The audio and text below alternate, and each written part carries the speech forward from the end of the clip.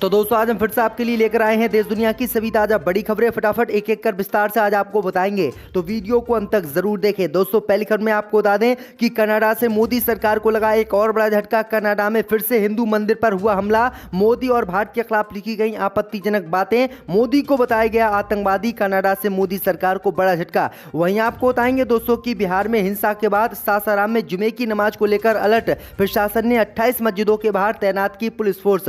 वहीं आपको बताएंगे दोस्तों की हनुमान जयंती पर मंदिर पहुंचे पूर्व मंत्री मोहसिन रजा।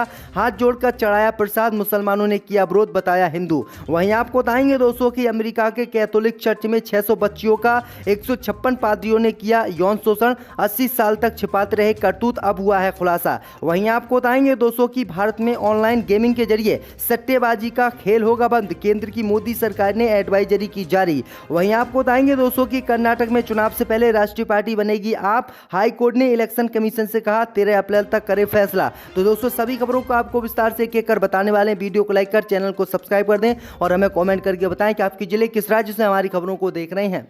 इसी बीच पर तो दोस्तों अगली खबर की ओर, तो कनाडा से मोदी सरकार को लगा एक और बड़ा झटका। कनाडा में फिर से हिंदू मंदिर पर हुआ हमला। मोदी को बताया गया आतंकवादी। भारत के खिलाफ लिखी गई आपत्तिजनक बातें। यह दोस्तों आपको बता दें कि कनाडा से 4 महीने में मोदी सरकार को दूसरा बड़ा झटका लगा है। दरअसल आपको बता दें कि कनाडा के ओंटारियो में एक हिंदू मंदिर पर फिर से हमला किया गया है और मूर्तियों के साथ तोड़फोड़ की गई है। मंदिर की दीवार पर भारत विरोधी अपशब्द लिखे गए हैं और प्रधानमंत्री मोदी के खिलाफ टिप्पणी की गई है। बुधवार को हुई इस घटना में आरोपियों ने दीवार पर हिंदुस्तान मुर्दाबाद और मोदी आतंकवादी घोषित करो जैसे नारे लिखे गए हैं। फोटोज में संदिग्धों को बुधवार रात 12 बजे के बाद देखा गया है, जिनमें से एक इमारत पर नजर रख रहा था जबकि दूसरा इमारत में तोड़फोड़ कर रहा था और भारत के खिलाफ नारा लिख रहा था। वहीं आपको बता दें इस घटना की विंडर पुलिस ने पुष्टि की है। तो ये बड़ी अपडेट आई दोस्तों की मंदिर पर लगातार कनाडा में हमले किए जा रहे हैं और 4 महीने में ये दूसरी बार मंदिर पर हमला हुआ है, जिससे मोदी सरकार को बड़ा झटका लगा है। इसी बीच पर तो दोस्तों अगली खबर की ओर, तो बिहार में हिंसा के बाद सासाराम में जुमे की नमाज को लेकर अलर्ट। प्रशासन ने 28 मस्जिदों के बाहर तैनात की पुलिस फोर्स। जब दोस्तों आपको बता दें कि बिहार के रोहतास जिले के सासाराम में रामनवमी के मौके पर हुई हिंसा के बाद से प्रशासन अलर्ट है। यही वजह है कि सासाराम में जुमे की नमाज को देखते हुए 28 मस्जिदों के बाहर पुलिस फोर्स तैनात कर दी गई है, जिससे हिंसा ना भड़के। दरअसल आपको बता दें कि सासाराम और बिहार शरीफ में बीते दिनों रामनवमी जुलूस को लेकर हिंसा हुई थी, जिसमें एक मदरसे को आग लगा दी गई थी, जिसमें 4500 कुरान जल गई थी और मुसलमानों के घरों पर भी पथराव और आगजनी हुई थी। इसके बाद बिहार सरकार ने सावधानी बरतते हुए 28 मस्जिदों के बाहर पुलिस को तैनात कर दिया है, जिससे कोई अप्रिय घटना ना हो। इसी बीच पर तो दोस्तों अगली खबर की ओर, तो हनुमान जयंती पर मंदिर पहुंचे पूर्व मंत्री मोहसिन रजा। हाथ जोड़कर चढ़ाया प्रसाद। जब दोस्तों आपको बता दें कि हनुमान जयंती पर उत्तर प्रदेश राज्य हज समिति के चेयरमैन और पूर्व राज्य मंत्री मोहसिन रजा अलीगढ़ के मशहूर हनुमान मंदिर पहुंचे। इस दौरान उन्होंने टीका लगवाया और प्रसाद भी चढ़ाया। योगी सरकार के दूसरे कार्यकाल में भले ही रजा को मंत्री पद ना मिला हो, लेकिन वह अक्सर चर्चाओं में बने रहते हैं। मोहसिन रजा सरकार में रहते हुए भी मंदिर जा चुके हैं। उत्तर प्रदेश राज्य हज समिति के चेयरमैन और पूर्व राज्य मंत्री मोहसिन रजा अक्सर सुर्खियों में रहते हैं। वह कभी मुख्यमंत्री योगी आदित्यनाथ के साथ फोटो खिंचवाने के लिए मंत्रियों को धक्का देते हैं, तो कभी आरती के लिए होड़ करते दिखाई देते हैं। गुरुवार को वह हनुमान जयंती के मौके पर लखनऊ के अलीगंज हनुमान मंदिर पहुंच गए। यहां पर उन्होंने न केवल दर्शन किए बल्कि हनुमान जी को प्रसाद चढ़ाकर टीका भी लगवाया। हनुमान जी की मूर्ति के आगे हाथ भी जोड़े। वहीं आपको बता दें कि उनकी इस हरकत पर मुस्लिम नाराज हो गए हैं और उन्होंने कहा है कि मुसलमान होने के नाते उनको किसी भी कीमत पर बुतों की पूजा नहीं करनी चाहिए। इसी बीच पर तो दोस्तों अगली खबर की ओर, तो अमेरिका के कैथोलिक चर्च में 600 बच्चियों का यौन शोषण। 156 पादरियों पर आरोप। 80 साल तक छुपा रहा ये करतूत। जब दोस्तों आपको बता दें कि अमेरिका के मैरीलैंड के एक चर्च में 150 से अधिक पादरियों द्वारा 600 से अधिक बच्चों के यौन शोषण करने का आरोप लगाया गया है। 463 पेज की इस रिपोर्ट में यह खुलासा हुआ है कि बीते 80 सालों में कैथोलिक पादरियों ने ऐसी घटनाओं को अंजाम दिया है। मैरीलैंड के अटॉर्नी जनरल एंथनी ब्राउन द्वारा बुधवार को जारी इस रिपोर्ट को 4 साल की जांच के बाद तैयार किया गया है।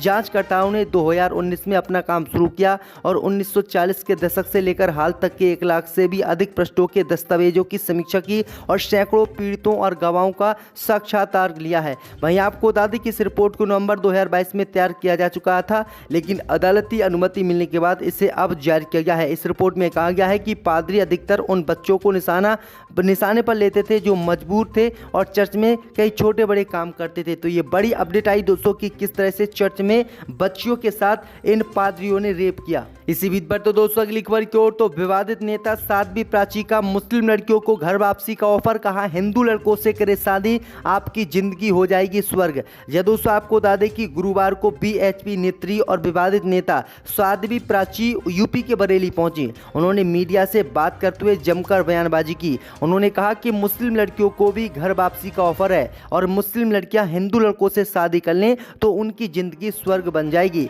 साध्वी प्राची ने पंडित धीरेन्द्र शास्त्री के साईं बाबा पर दिए बयान का समर्थन किया और कहा कि साईं बाबा पीर फकीर हो सकते हैं लेकिन भगवान नहीं हो सकते, वो चांद मियां थे, हिंदू भोले होते हैं। साध्वी प्राची ने आगे कहा है कि जिस तरह से बंगाल और बिहार में हिंसा हुई है, इस हिंसा के बाद बंगाल बिहार में राष्ट्रपति शासन लगना चाहिए क्योंकि यहाँ पर लगातार हिंदुओं को निशाना बनाया जा रहा है। इसी बीच पर तो दोस्तों अगली खबर की ओर, तो ऑनलाइन गेमिंग के जरिए सट्टेबाजी का बंद होगा खेल, केंद्र ने जारी की एडवाइजरी।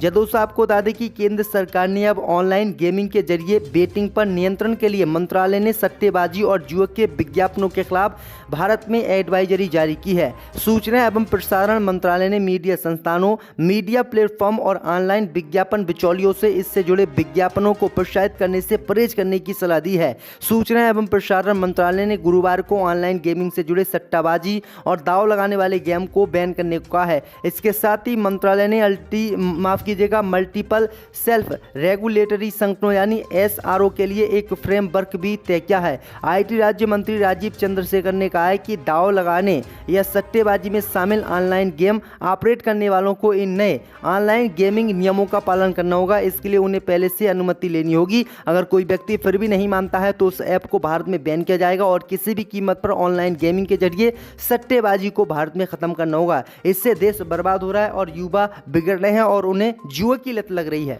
इसी बीच पर तो दोस्तों अगली खबर की ओर, तो बेटे के भाजपा में शामिल होने के बाद बोले कांग्रेस नेता ए.के. एंटनी, अनिल के भाजपा में शामिल होने के फैसले ने मुझे किया आहत। जब दोस्तों आपको बता दें कि कांग्रेस के वरिष्ठ नेता और देश के पूर्व रक्षा मंत्री ए.के. एंटनी अपने बेटे अनिल एंटनी के भाजपा में शामिल होने के फैसले से आहत हैं। उन्होंने गुरुवार को इस पर प्रतिक्रिया देते हुए कहा कि अनिल के भाजपा में शामिल होने के फैसले ने मुझे आहत किया है, ये बहुत ही गलत फैसला है। उन्होंने कहा कि वह कभी भी बीजेपी और उसके वैचारिक संरक्षक संगठन आरएसएस की विचारधारा का समर्थन नहीं करेंगे जिस पर उन्होंने देश को विभाजित करने और लोकतंत्र की नींव को कमजोर करने का प्रयास करने का आरोप लगाया है। उन्होंने कहा कि वह कांग्रेस पार्टी और नेहरू गांधी परिवार के प्रति वफादार थे जिससे उन्होंने भारत को एकजुट रखने और इसकी विविधता का सम्मान करने का श्रेय दिया। इसी बीच पर तो दोस्तों अगली खबर की ओर, तो कर्नाटक चुनाव से पहले राष्ट्रीय पार्टी बनेगी आप, हाई कोर्ट ने इलेक्शन कमीशन से कहा 13 अप्रैल तक करे फैसला।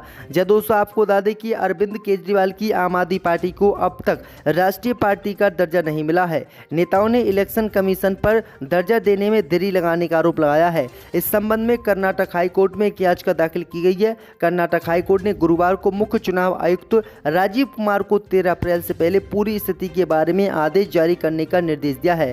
सीईसी प्रतिनिधि ने पुष्टि की है कि 11 अप्रैल को आर्डर जारी कर दिया जाएगा। यह याचिका आप कर्नाटक के संयोजक पृथ्वी रेड्डी ने दाखिल की है। याचिका में कहा गया है कि पार्टी राष्ट्रीय दर्जा पाने की हकदार है, बावजूद इसके देरी की जा रही है। अरविंद केजरीवाल कर्नाटक में सभी 224 सीटों पर चुनाव लड़ने का ऐलान कर चुके हैं। राष्ट्रीय पार्टी का दर्जा मिलने पर यह चुनाव में मददगार होगा। कर्नाटक में 10 मई को वोटिंग है और 13 मई को नतीजे आएंगे। इसी बीच पर तो दोस्तों अगली खबर की ओर, तो डिम्पल यादव और चाचा शिवपाल के समर्थन में उतरे बीजेपी सांसद निरहुआ, मुलायम सिंह यादव को भारत रत्न देने की मांग की। जब दोस्तों आपको बता दें कि समाजवादी पार्टी की सांसद डिम्पल यादव और शिवपाल सिंह यादव की मांग को बीजेपी सांसद दिनेश लाल यादव निरहुआ का समर्थन मिल गया है।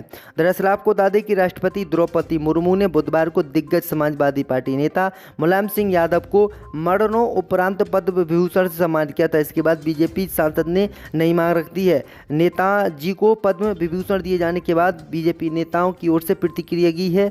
इसमें प्रतिक्रिया देते हुए आजमगढ़ से बीजेपी सांसद और भोजपुरी स्टार निरहुआ ने मुलायम सिंह यादव को भारत रत्न दिए जाने की मांग का समर्थन किया है।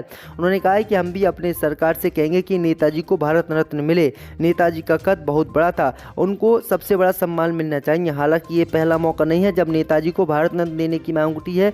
इससे पहले मैनपुरी से सपा सांसद और अखिलेश यादव की पत्नी डिम्पल यादव ने भी रखी थी। मुलायम सिंह यादव की बड़ी बहू डिम्पल यादव ने कहा था कि जिस तरह नेताजी का कद था उससे उन्हें पहले भी भारत रत्न मिल जाना चाहिए था।